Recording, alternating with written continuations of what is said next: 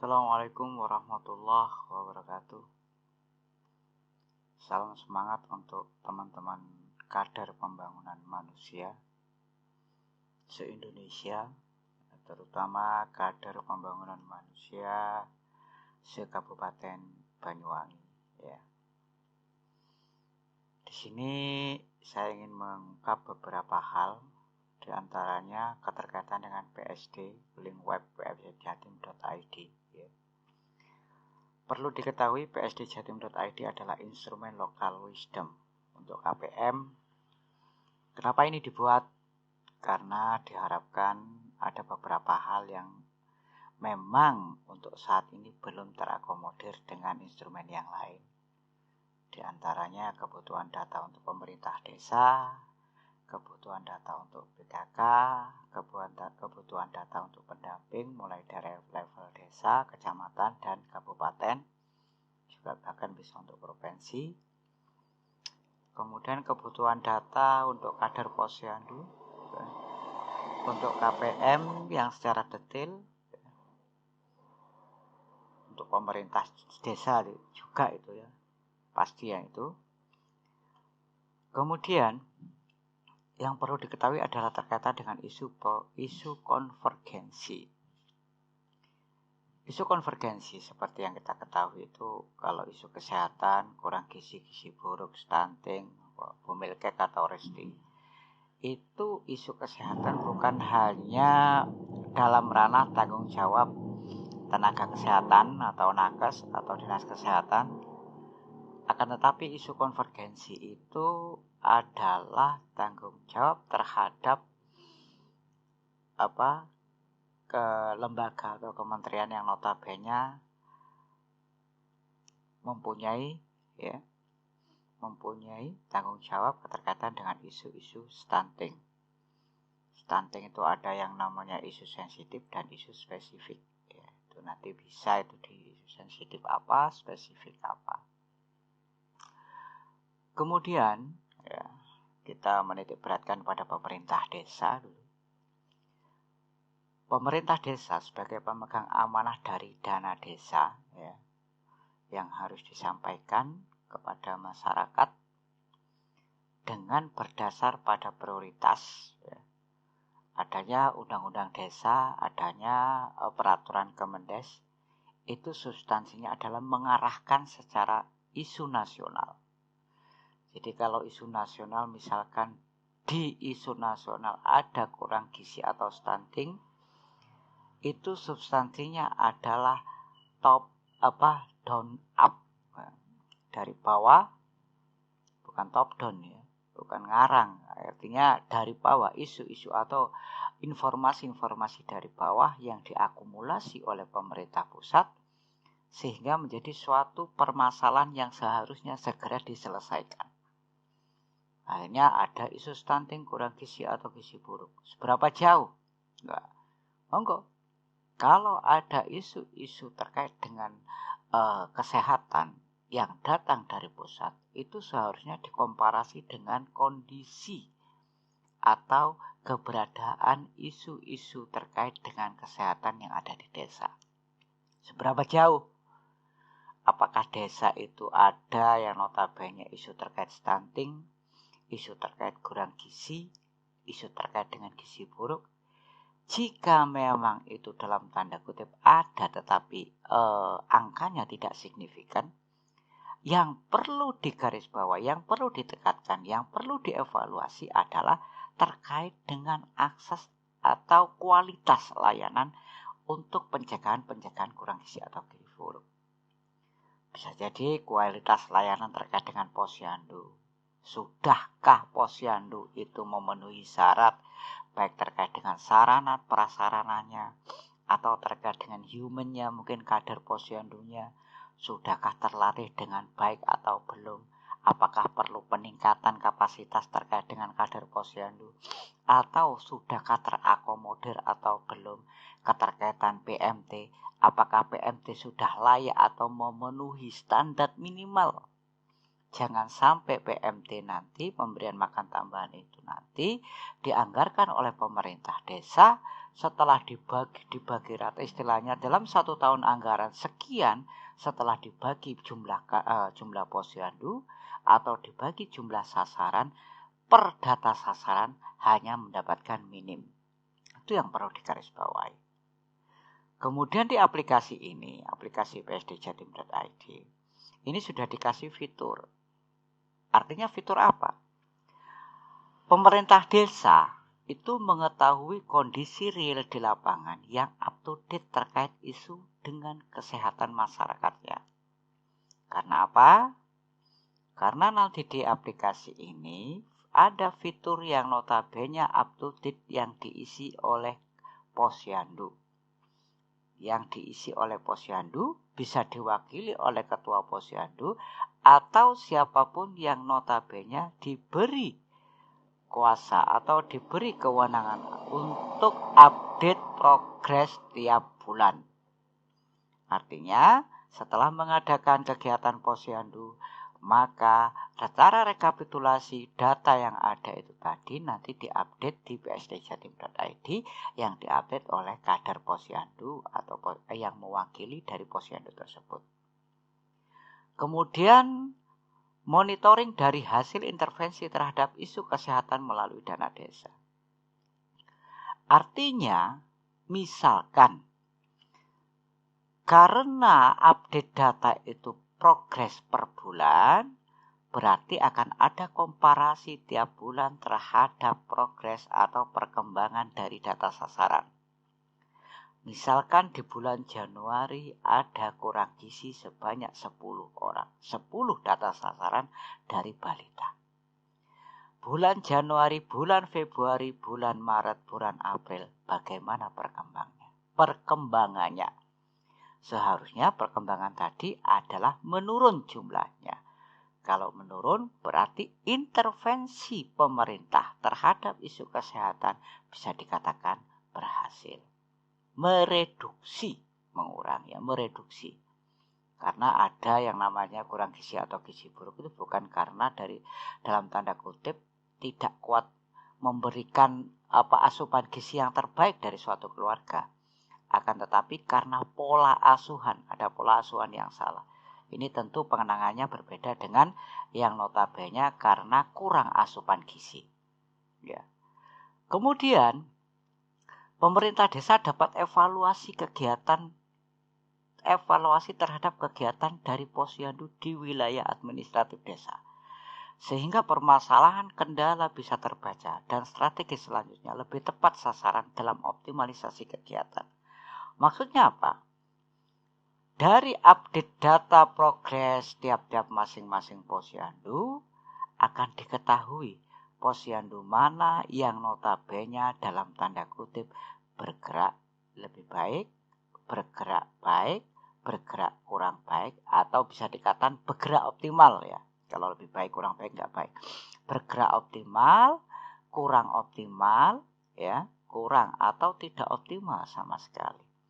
Sehingga dari situ bisa diinventarisir apakah tidak optimalnya pergerakan atau kegiatan dari posyandu itu karena kurangnya kader posyandu ataukah kurangnya sarana prasarana posyandu ataukah kurangnya tenaga kesehatan yang merecover kegiatan posyandu di wilayah administratif suatu desa.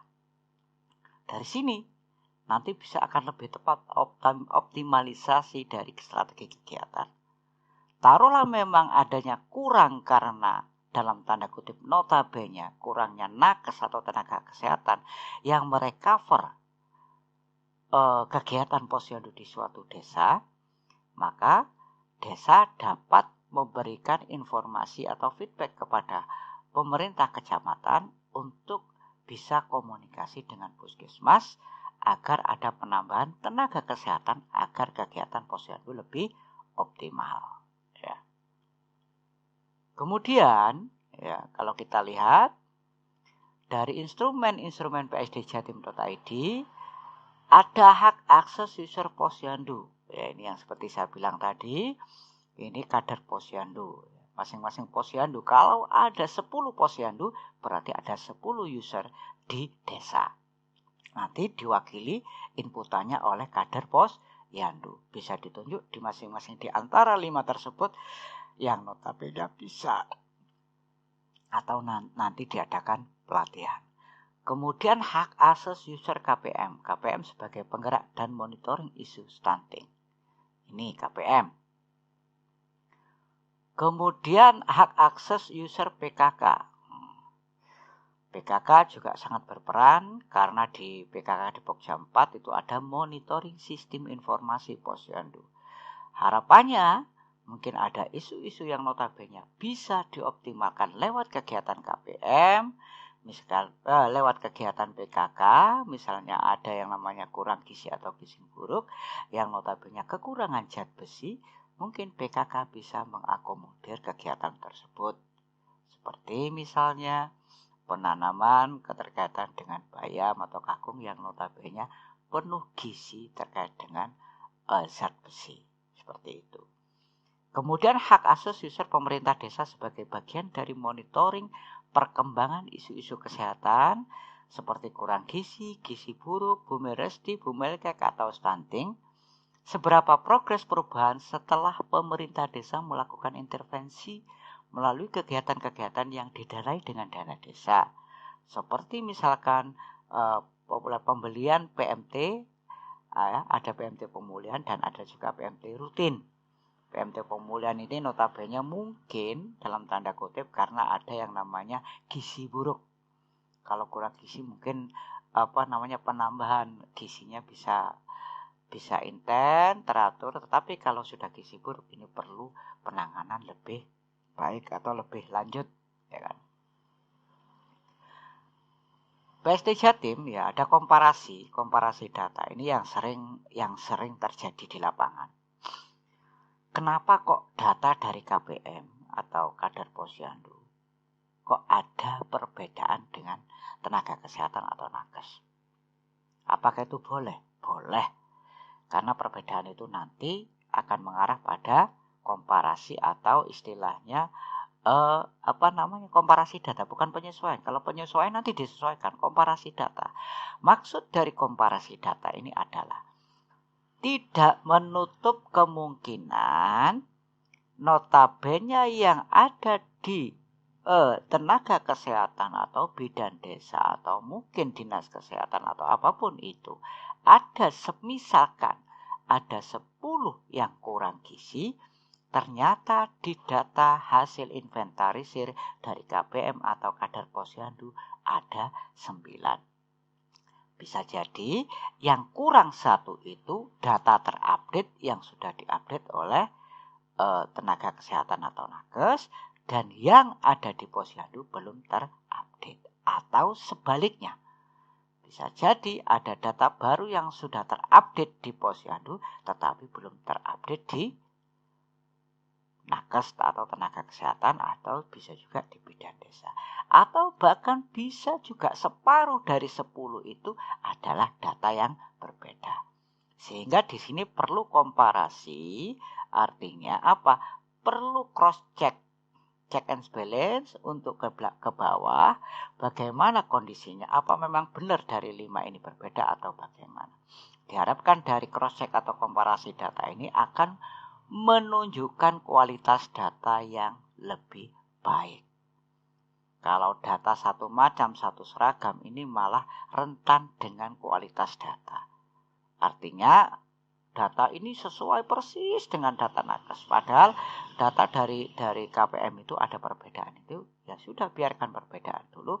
Kita komparasi, baru nanti di situ baru ada pembetulan. Artinya setelah ada cross check ke lapangan, gitu ya.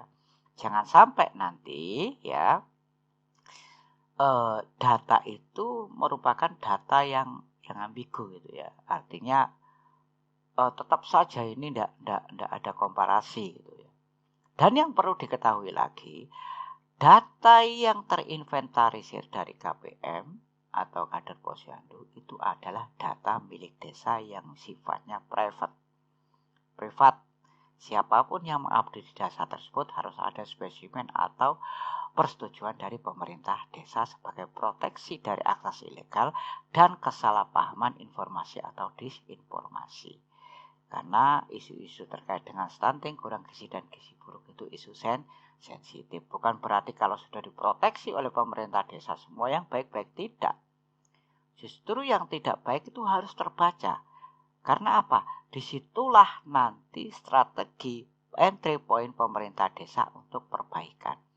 Jangan sampai data yang hadir di pemerintah desa itu data yang terlalu sempurna, baik semua, nggak ada yang kurang sama sekali, padahal probabilitas kurang pasti ada, biarpun 0,01%. Pasti ada, dan itu harus terbaca. Jadi istilahnya ke sana, ya, berkaitan dengan komparasi.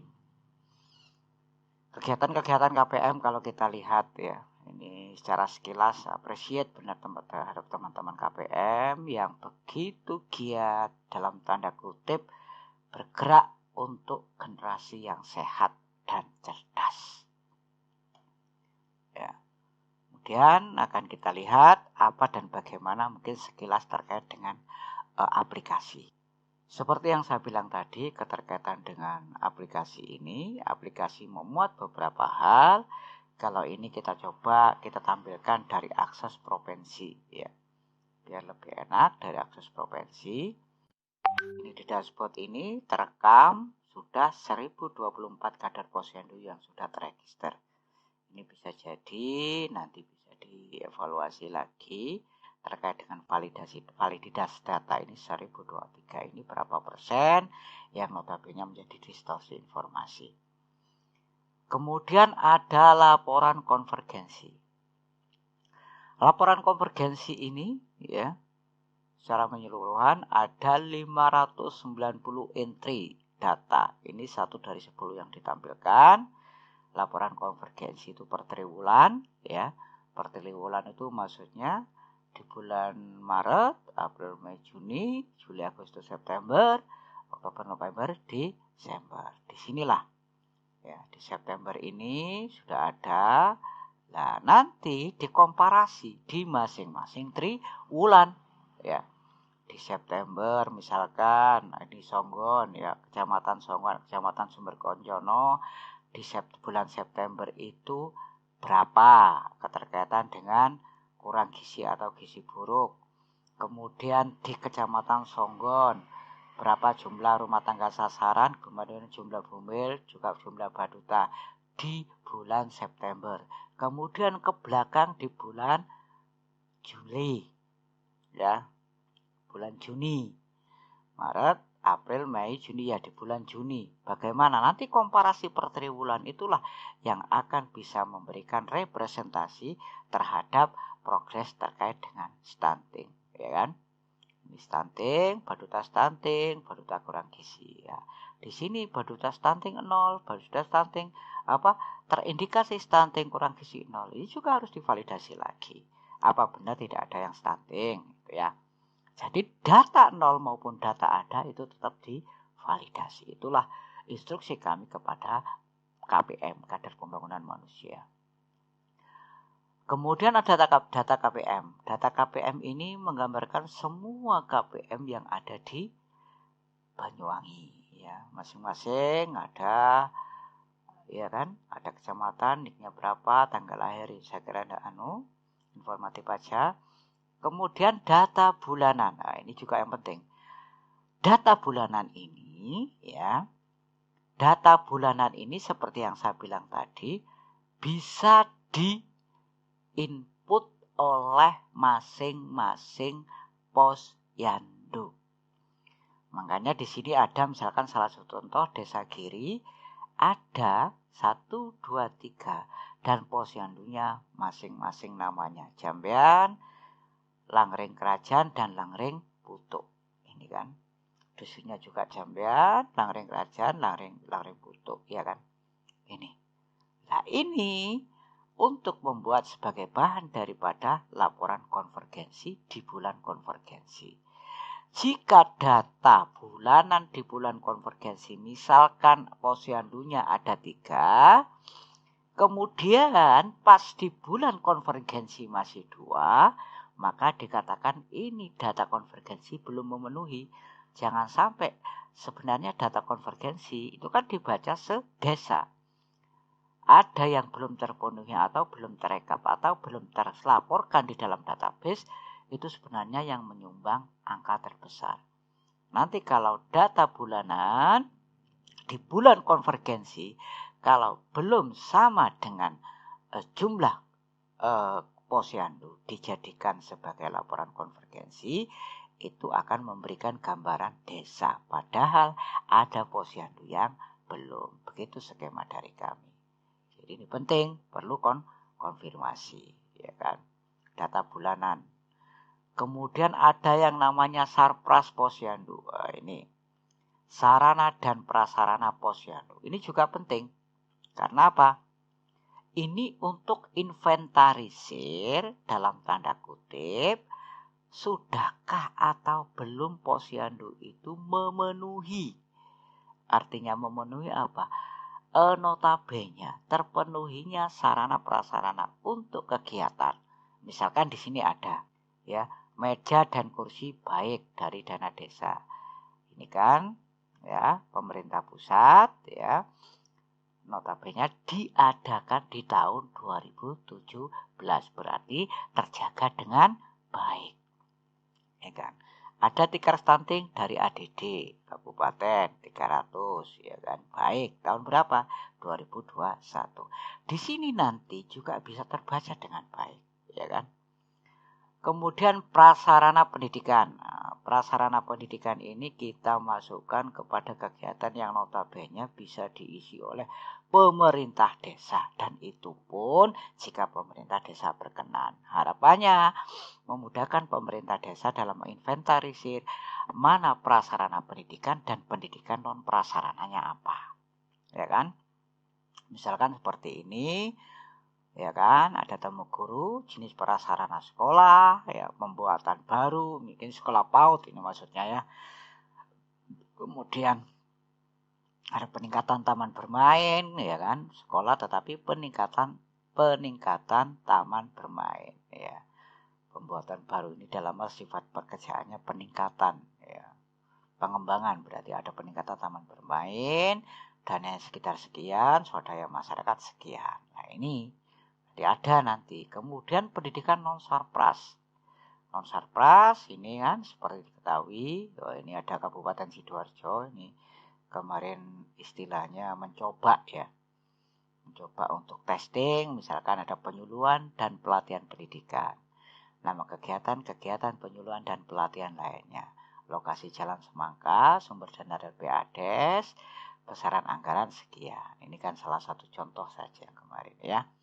Kemudian akan kita lihat bagaimana kalau dari posyandu ini. Salah satu contoh misalkan ya, dari posyandu. Nanti di posyandu, di profil posyandu itu, semua posyandu, dalam satu posyandu, nama posyandu Anggrek Merpati misalkan, itu perlu diinventarisir nama-namanya. Siapa saja. Agar kita tahu, sebenarnya posyandu Anggrek Merpati ini berapa kadernya. Ya kan? Kalau cuma 3, kemudian bagaimana progresnya baik apa enggak, atau dalam tanda kutip, atau cuma 3, benar-benar 3, atau mungkin 2 yang belum dimasukkan. Jadi minimal 5 gitu ya. Data sasarannya berapa juga gitu ya. Kemudian ada sarpras posyandu ini. Inilah nanti yang diinput oleh kader posyandu. Pasti up to date ya kan. Sarpras posyandu Tegalarum Anggrek Stetoskop berusaha harus ganti tahun anggaran 2019. Oh ini belum dikasih RP seperti yang lain tadi ya kan. Usaha harus ganti. Lah ini nanti yang diinput oleh kader posyandu akan secara otomatis terbaca oleh pemerintah desa. Jadi pemerintah desa akan tahu, oh ternyata ini. Oh ternyata ada sarana prasarana yang notabene kurang. Sehingga terbaca dengan baik oleh pemerintah desa. Dan harapannya nanti kader posyandu tinggal omong atau ngilingkan sama KPM. Karena KPM juga bisa ngebaca.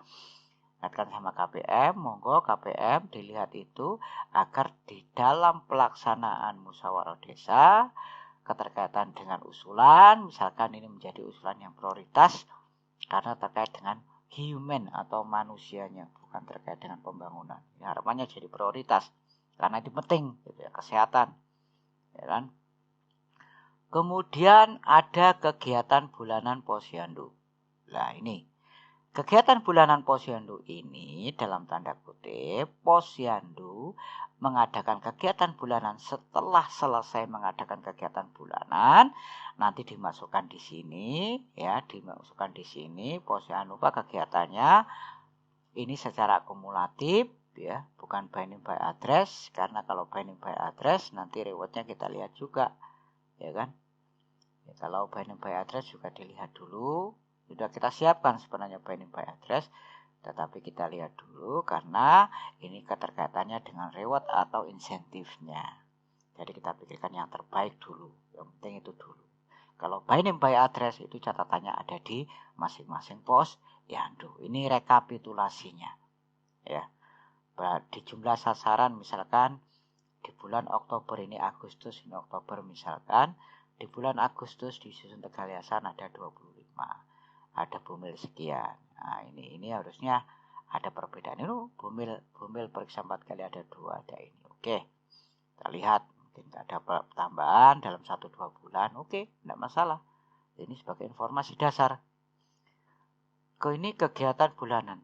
Kemudian kegiatan kader posyandu. Nah, untuk kegiatan kader posyandu ini memang kita tambahkan fitur ini. Harapannya adalah teman-teman kader posyandu di saat melakukan kegiatan, ya, misalkan ada mawar, ya kan, nama posyandu, kegiatannya kunjungan Ibu Risti, nama data sasaran ini, ya, kemudian alamatnya misalkan, ya, misalkan identifikasi Risti, belum ada perubahan.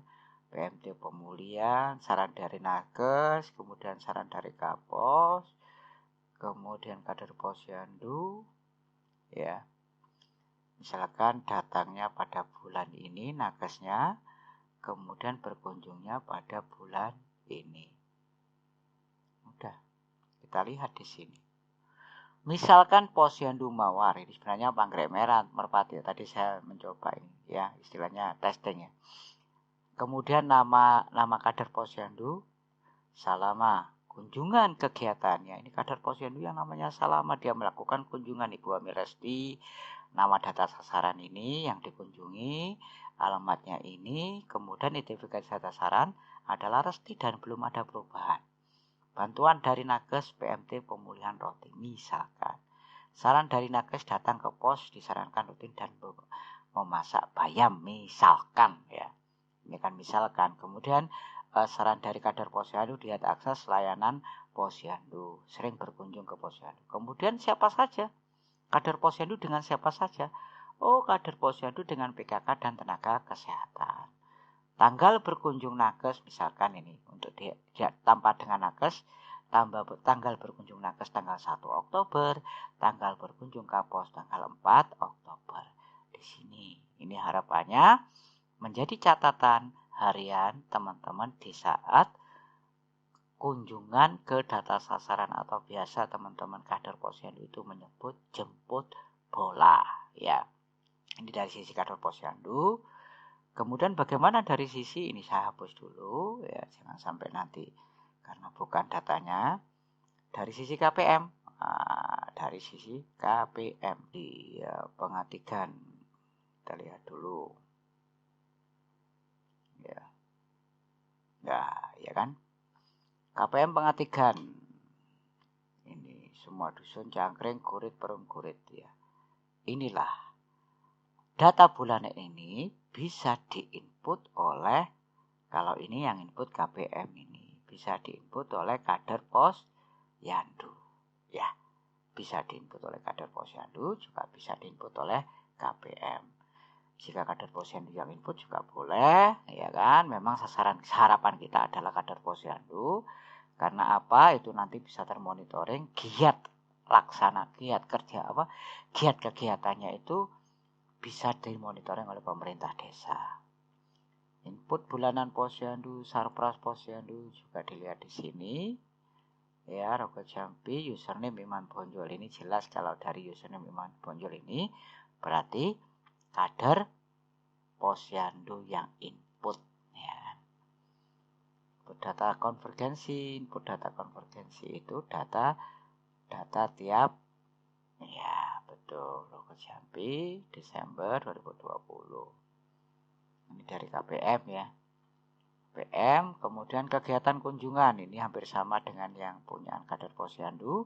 Jadi kader Posyandu juga melakukan kader pembangunan manusia juga melakukan kunjungan, isinya sama, ya kan? Artinya tanggal berkunjung kapan, data sasaran itu status data sasarannya apa, misalkan di sini kan gakin apa bukan gakin ya, keluarga miskin atau bukan keluarga miskin ya. Kemudian data sasarannya siapa di sini? Ibu menyusui, balita gizi buruk, kurang siri atau stunting. Ya. Kemudian saran dari nakes apa? Ya, misalkan kita isi ya, kegiatan jemput bola. Ibu Resti, data sasaran namanya Ana, merupakan gakin, umurnya anggap aja 48. Ya, ini Dian Wijaya, nakes. Kemudian kualitas konsultasi hidup bidan. Misalkan ya ini ya. Ya kan misalkan kan. Tanggal 4 dari nakes, KPM tanggal 19 hasil kunjungan. Nah, misalkan kayak gini. Kalau kita lihat di sini, kegiatan dari KPM adalah jemput bola, data sasarannya Bu Meristi, nama sasaran anak, masuk dalam keluarga miskin, umur 48, PMT pemulihan roti peningkatan kualitas makan, PKK, kader Posyandu ini dan juga data sasaran perlu intervensi lebih dari Pemdes karena masuk keluarga miskin ini. Data sasaran statusnya gakin itu ya. Itu dari KPM. Kemudian bagaimana dengan dari pemerintah desa? Nah, misalkan ini Desa Karangmulyo ya. Desa Karangmulyo itu akan tahu. Oh, ternyata ini. Ya kan? Ternyata ini kegiatannya. Kegiatan keterkaitan dengan Sarpras Posyandu ternyata ada ini. Kondisi baik. Oh, semua baik, kondisinya baik. Oke, berarti ini baru dalam tanda kutip 2020. Iya kan 2020, 21 dalam baru 1 tahun ya. Berarti baik. Kemudian Sarpras Posyandu terkait dengan data bulanan. Nah, kita lihat di sini. Data bulanan ya. Ini Posyandu Jutnya Den ini sudah bulanan. Posyandu Kartini juga melakukan. Ini 64 inputan untuk Desa Karangmulyo. Berarti Posyandunya aktif dalam input ini. Ya. Juga tentunya KPM sangat membantu sekali ya. Karena KPM yang mengawal inputan ini. Jadi begitu, teman-teman. Jadi pemerintah desa bisa melihat, memonitoring progres dari masing-masing posyandu. Inilah ya. Kemudian di sini kami juga membuat istilahnya penggunaan terkait untuk diisi oleh pemerintah desa. Jika desa mau.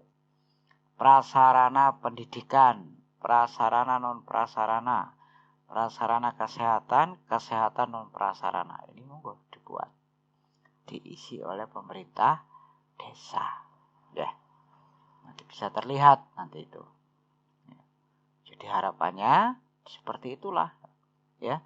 Desa bisa akses, KPM bisa akses, kemudian kader Posyandu juga bisa akses dan juga bisa input. Inputan kader Posyandu lebih up to date akan bisa termonitoring oleh pemerintah desa di data bulanan. Disinilah pemerintah desa akan melihat, oh Posyandu perkembangannya gimana terkait data sasaran di tiap bulan. Kayak seperti ini. Cuk Naden 1. Sasaran 29, 31, kemudian 28. Berarti di dalam 1, 2, 3 bulan ada perkembangan. Tanggal 29, 29, kemudian ini 31, kemudian yang terakhir 28. Ada kemungkinan kalau ibu hamil melahirkan, kalau balita sudah melebihi dari usia balita. Demikian informasi yang saya sampaikan. Yang jelas apa dan bagaimana kegunaannya dari aplikasi ini adalah ini memberikan pemerintah desa agar mudah mengetahui kondisi real di lapangan terkait isu kesehatan masyarakat yang up to date, kemudian hasil intervensi dari pemerintah melalui kegiatannya yang didanai dengan dana desa itu bagaimana progresnya, kemudian juga bagaimana perkembangan kegiatan kader posyandu apakah optimal atau tidak. Demikian teman-teman dari saya. Tetap semangat teman-teman kader posyandu se-Indonesia, terutama se-Banyuwangi. Ya. Tetap semangat untuk generasi yang sehat dan cerdas. Selamat malam. Assalamualaikum warahmatullahi wabarakatuh.